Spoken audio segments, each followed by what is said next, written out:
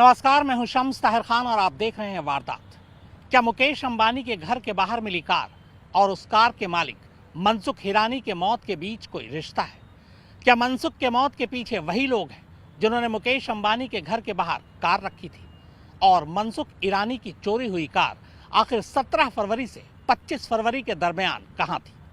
पिछले 10 दिनों में इस केस की जांच के लिए तीन जांच एजेंसियां बदल दी गई।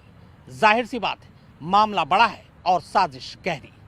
अब देखना यह है कि क्या मनसुख हिरानी का कातिल ही मुकेश अंबानी के घर के बाहर रखी उस कार का सच बताएगा। अंबानी परिवार को मिली धमकी की जांच अब एनआईए के हाथ। एंटीलिया के बाहर स्कॉर्पियो में मिले विस्फोटक का सच एनआईए पता लगाए। अंबानी परिवार को मिली धमकी और मनसुख हिरेन की मौत में कोई रिश्ता है? एनआईए इस साजिश का पता लगा। पहले मुंबई क्राइम यूनिट, फिर एटीएस, और जिस तेजी से जांच एजेंसियां बदल रही हैं उसी से अंदाजा लगाया जा सकता है कि ये मामला या साजिश कितनी बड़ी है। हालांकि फिलहाल एनआईए मुकेश अंबानी के घर के बाहर मिली विस्फोटक से भरी स्कॉर्पियो कार के मामले की जांच करेगी, लेकिन वो स्कॉर्पियो के मालिक मनसुख हिरेन की मौत पर भी नजर बनाए हुए है। फिलहाल मनसुख हिरेन की मौत के मामले की जांच मुंबई एटीएस कर रही है। मुंबई एटीएस ने शनिवार को बाकायदा इस मामले में एफआईआर दर्ज। एटीएस की एफआईआर के मुताबिक मनसुख हिरेन ने खुदकुशी नहीं की बल्कि उनका कत्ल हुआ है। लिहाजा मनसुख की पत्नी विमला की शिकायत पर एटीएस धारा 302 यानी कत्ल, 201 यानी सबूतों के साथ छेड़छाड़, धारा 34 यानी एक ही मकसद के लिए कई लोगों की साजिश और 120 बी के तहत मामला दर्ज किया है। विमला हिरेन की शिकायत के अलावा एटीएस ने 302 के तहत इसलिए मामला दर्ज किया है क्योंकि शुरुआती पोस्टमार्टम रिपोर्ट में मनसुख के चेहरे और पीठ पर चोट के भी निशान मिले। वैसे पुलिस फिलहाल केमिकल एनालिसिस रिपोर्ट का भी इंतजार कर रही है, ये जानने के लिए कि मनसुख को मुंब्रा क्रीक में मारकर फेंका गया या फिर डूबने से उनकी मौत हुई। केमिकल एनालिसिस रिपोर्ट से यह आसानी से पता लगाया जा सकता है। अगर कोई शख्स डूबकर मरता है तो फेफड़ों, खून और बोन मैरो में उस पानी के अंश जरूर मिलते हैं जिस पानी में वो डूबा। जब भी हम लोग ड्राउनिंग डेथ्स का एग्जामिनेशन करते हैं क्राइम सीन के ऊपर, तो एक साफ बोतल के अंदर वो जो जिस पानी में लाश मिली है उसको एकत्रित कर लेते हैं और पीएम के बाद जो बोन प्रिजर्व की जाती है ऑटोप्सी सर्जन द्वारा, वो एग्जामिनेशन के लिए आती है और वो डायटम्स का मिलान किया जाता है और जिससे ये बात सुनिश्चित हो जाती है। अगर व्यक्ति मरी हुई हालत में पानी में डाला जाएगा तो डायटम्स जो है वो नहीं मिलेंगे, क्योंकि जब वो पानी में जाएगा तो सांस नहीं लेगा, इसलिए ना लंग्स के थ्रू ब्लड में जाएगा ना बोन मैरो में जाएगा। केमिकल एनालिसिस रिपोर्ट में यह भी पता चल जाएगा कि मनसुख के शरीर पर जो चोट के निशान मिले वो एंटीमॉर्टम है, ये पोस्टमॉर्टम, यानी मरने से पहले उन्हें चोट लगी या मरने के बाद। वैसे पुलिस ने मुंब्रा क्रीक के पानी के नमूने भी सुरक्षित रखे हैं ताकि उनका मिलान कराया जा सके।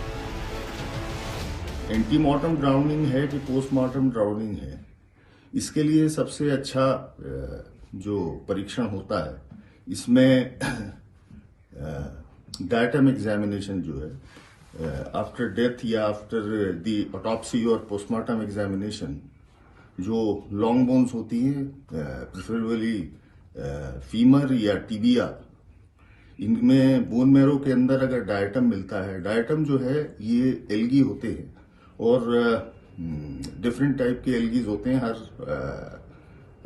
अलग अलग पानी के अंदर, और वो जो डायटम है वो अगर बोन मैरो के अंदर मिलता है तो ये बात सुनिश्चित हो जाती है कि इसकी एंटीमॉर्टम ड्राउनिंग है, यानी जिंदा आदमी पानी के अंदर डूबने से मृत्यु हुई है, क्योंकि वो लंग्स के थ्रू ब्लड स्ट्रीम में आता है और ब्लड स्ट्रीम से जो है it goes to the bone marrow. वैसे इस पूरे मामले में मनसुख हिरेन का मोबाइल फोन भी कई राज उगल सकता है, लेकिन उनका फोन पुलिस अभी तक बरामद नहीं कर पाई है। मनसुख के फोन का आखिरी लोकेशन वसई में पाया गया है। कमाल ये कि मनसुख का फोन 5 मार्च के करीब 10:30 बजे बंद हो गया। जिस जगह ये मोबाइल स्विच ऑफ हुआ वो मीरा रोड के आसपास का इलाका था, जबकि करीब 2 घंटे के बाद उनके फोन का लोकेशन आखिरी बार वसई दिखा रहा, यानी 12:30 बजे के आसपास ये मोबाइल फिर से ऑन हुआ था। अब ये फोन खुद मनसुख ने ऑन किया था या किसी और ने, ये अभी थाने वेस्ट में ये मनसुख हिरेन का घर है। 5 मार्च की रात करीब 8 बजे इसी घर में मनसुख हिरेन के पास एक फोन आता है। इसके बाद वो अपने घर वालों को बताते हैं कि क्राइम ब्रांच की तरफ से फोन है 8:15 बजे वो इस घर से निकलते हैं ये कहकर कि किसी तावड़े साहब ने उन्हें बुलाया है पूछताछ के लिए। लेकिन थाने पुलिस की माने तो थाने पुलिस में तावड़े नाम का कोई पुलिस अफसर है ही नहीं। अब सवाल ये है कि इस तावड़े का रहस्य क्या है। मनसुख की पत्नी बिमला, उनके बेटे मीर और भाई विनोद, तीनों के बयान ये है कि 5 मार्च की रात करीब 8 बजे मनसुख के मोबाइल पर फोन आया था। तब मनसुख का बेटा मीर दुकान पर था। मनसुख ने अपने बेटे और बीवी को ये बताया कि क्राइम ब्रांच से किसी तावड़े साहब नाम के पुलिस अफसर का फोन आया और उन्होंने जांच के लिए अभी पुलिस स्टेशन बुलाया।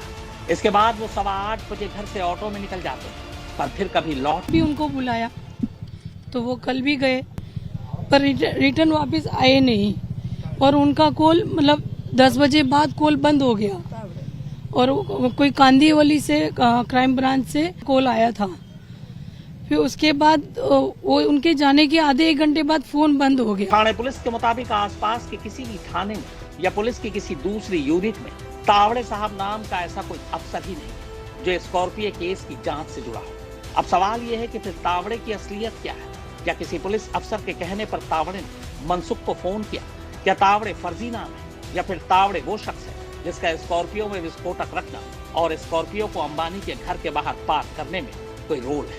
अगर तावड़े का सच सामने आ जाए तो रहस्य से पर्दा हट सकता है। मुंबई एटीएस ने जांच अपने हाथ में लेने के बाद रविवार को मनसुख के परिवार से करीब 4 घंटे तक पूछताछ की। एटीएस चीफ जयजीत सिंह खुद इस जांच की निगरानी कर रहे हैं। सीनियर एटीएस अफसर, जिनमें डीआईजी शिवदीप लांडे भी शामिल है, सोमवार को उन्होंने उस जगह का भी दौरा किया जिस जगह मुमरा क्रीक से मनसुख की लाश मिली थी। मनसुख हिरेन की लाश जिस तरीके से पानी और कीचड़ में पड़ी मिली, उसने कई सवाल खड़े कर दिए। हालांकि शुरुआती पोस्टमार्टम रिपोर्ट मौत की सही वजह नहीं बता पा रही है। इसके लिए केमिकल एनालिसिस के रिपोर्ट का भी इंतजार किया जा रहा है। वैसे उनके शरीर पर जो चोट के निशान मिले, उसी के बाद एटीएस यानी एंटी टेररिस्ट स्क्वाड ने मामला कत्ल का दर्ज कर लिया है। अब पुलिस ये पता लगाने की कोशिश कर रही है कि मनसुख को मारने के बाद पानी में फेंका गया या फिर डूबकर उनकी मौत हुई है, और यही वो रिपोर्ट बताएगी जो केमिकल एनालिसिस के जरिए सामने आई। सूत्रों के मुताबिक एटीएस की टीम ने थाने में मनसुख के इस घर से लेकर eastern expressway highway Nahar flyover तक की छानबीन की, जहां 17 फरवरी की शाम 6 बजे के करीब मनसुख की स्कॉर्पियो खराब हुई। 17 फरवरी की शाम 6 बजे मनसुख हिरेन थाने से मुंबई जा रहे थे अपनी स्कॉर्पियो कार में, लेकिन थाने टोल प्लाजा के बाद ठीक इसी फ्लाईओवर से पहले इस जगह पर उनकी गाड़ी खराब हो गई। काफी कोशिश की, जब गाड़ी दोबारा नहीं चली तो उन्होंने अपनी गाड़ी को इसी जगह छोड़ दिया और फिर ओला करके यहां से आगे बढ़ गए।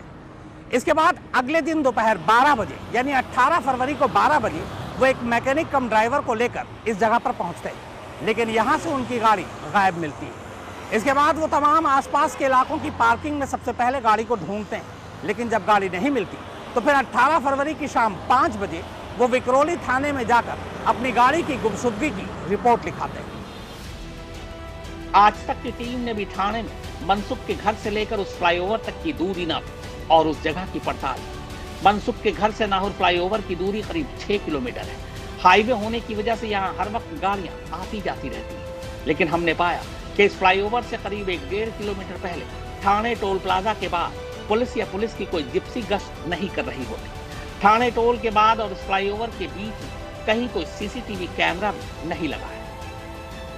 ईस्टर्न एक्सप्रेस हाईवे पर जब मनसुख की गाड़ी खराब हुई थी तब शाम का वक्त था, थोड़ा सा अंधेरा था, थोड़ा सा उजाला था, लेकिन इस जगह पर अगर मैं आपको दिखाऊं, क्योंकि वो फ्लाईओवर उससे ठीक पहले यहाँ पे गाड़ी खराब हुई थी, आसपास में कोई सीसीटीवी कैमरा नहीं है, तो यहाँ पर गाड़ी खराब होने या गाड़ी पार्क करने की कोई निशानी या सबूत जो है वो नहीं मिल पाया।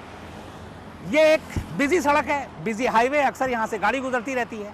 अब यहाँ पर गाड़ी जो है शाम 6 बजे से अगले दिन सुबह तक खड़ी रहती है, क्योंकि मनसुख अगले दिन सुबह 12 बजे के करीब यहाँ पर आते हैं, तो लगभग 18 घंटे ये गाड़ी यहाँ खड़ी रहती है। अब यहाँ से ये गाड़ी कौन ले गया, किधर ले गया, ये एक राज, एक पहेली है।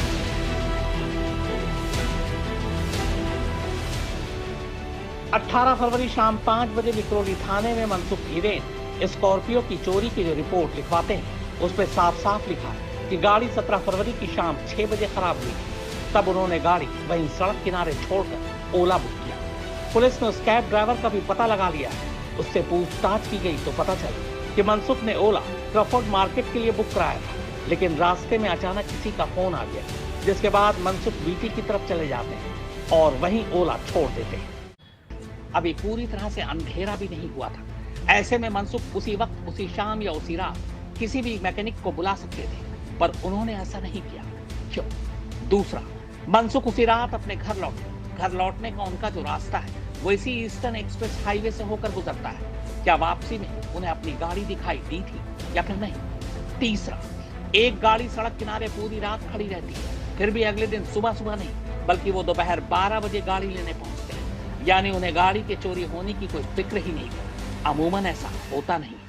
चौथा, अगर 17 फरवरी की शाम 6 बजे गाड़ी इस कदर खराब हो गई कि वो चल ही नहीं सकती थी, मनसुख को कैब बुलानी पड़ी, तो फिर सवाल ये है कि क्या चोर गाड़ी चुराने मैकेनिक के साथ आया था, ट्रेन लेकर आया था, या फिर चोर खुद ही मैकेनिक था?